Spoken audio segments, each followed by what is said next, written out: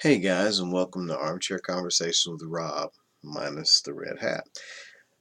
I had some cool affirmations come across my desk today because I'm always trying to read and enjoy something and learn something new every day. Not always something about self-development, but I just try to learn some things. I'm a person that anybody knows likes useless facts and such. But I had some pretty interesting observations today about affirmations and thoughts and beliefs, because I had been talking a little bit about language and how you talk to yourself and how you talk to others and even what you just say in general that can open the doors of your subconscious and cause you to do things that can open up the floodgates of wealth and success. Wealth not just meaning money, but like the healthier relationships and the good things that come your way and the life, love, and happiness that we all want. So I'm going to take a minute to read a couple of these to you and keep this clip kind of short. But one of them was affirmations, and I cannot remember exactly where I saw these, but I just thought it was kind of cool, and I made some substitutions of some words.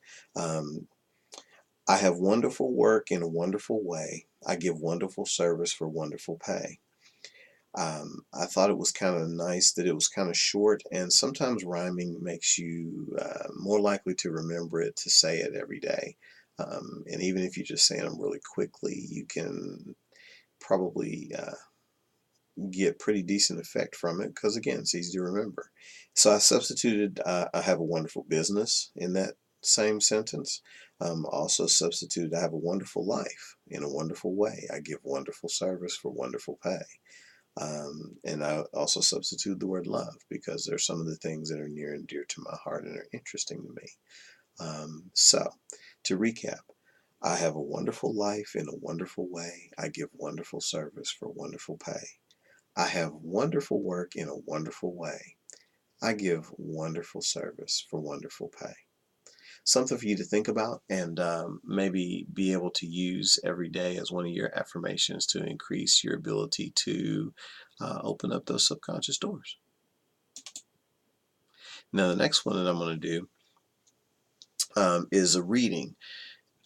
It's from a book that is called, well, the website is called awakeningtowealth.com, and I'm not sure exactly if that's the same title of the book. I found it because I like to go online and look for ebooks and things. Because I like to, again, I like to read, I like to learn, I watch videos about this stuff, but I also watch, silly, goofy stuff too and have a good time because I think you have to. The first time I was introduced to anything that looks like this was by a guy who you may or may not have heard of, depending on whether or not you're out there in the self-development market. And his name is Joe Vitale. He's also known as Mr. Fire. He's actually done several different things, including advertising, and he's also definitely a self-help guru type.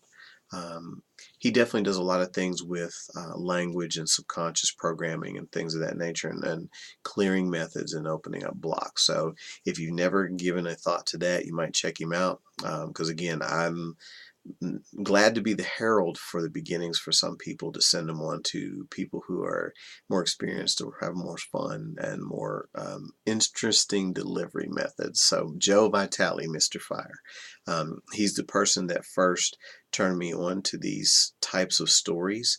I don't know if this is one of his or from any of his people, but I'm going to read these to you so you can enjoy them yourself and see how they make you feel when you read it and see how they make you feel afterwards. And if there's any spots in there that make you uncomfortable or give you pause or change the mode of thinking, then maybe those are places where you can examine. So anyway, whether you believe in mystical experiences or not, I invite you to read the following description and observe your reaction to it, or in this case, listen. My perspective zoomed out to a bird's eye view of the world, and I started to see the flow of money and wealth in the world.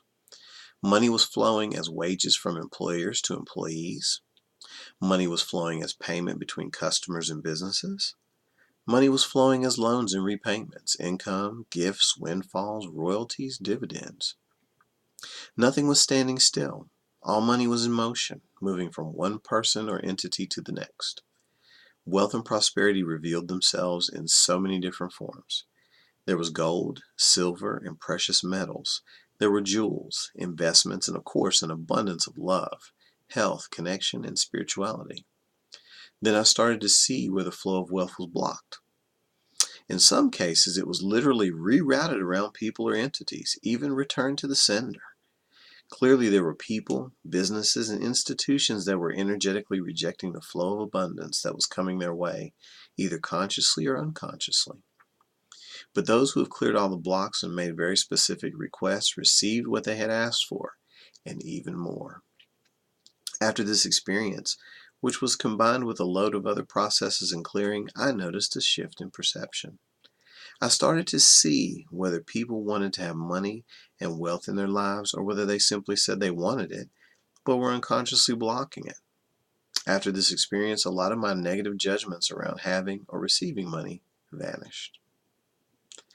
There's a lot of things of this nature out there, and what they say is that those stories, when read by yourself or read aloud to you, um, touch places in your subconscious and trigger certain things, because we all have triggers about various issues, but money tends to be a very deep-seated one. And so I figured I would just read a few of these and put some affirmations out there for you guys to play with, and then maybe cut this clip short and talk about affirmations and things related to that in a later day. Here's another one. This one's a short story about how perception of the world around you influences how you experience abundance or lack thereof. Again, this is also from the book that I took from awakeningtowealth.com.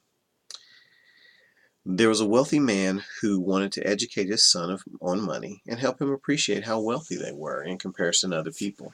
So, he took his son to stay with a poor, rural family.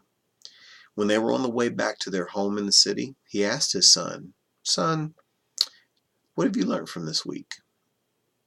The son was quiet for a moment and said, "We have a dog at our house. They have 4 dogs.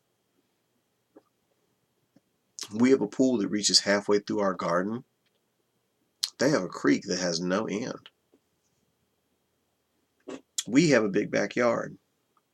They have a whole forest. We have lanterns in our garden. They have a sky full of stars that shine for them every night. We buy our food in the supermarket. They grow all their food from the soil they live on. We have walls to protect ourselves. They have friends to protect them. We have servants to serve us. They serve others. Thank you, Dad, for showing me how poor we really are."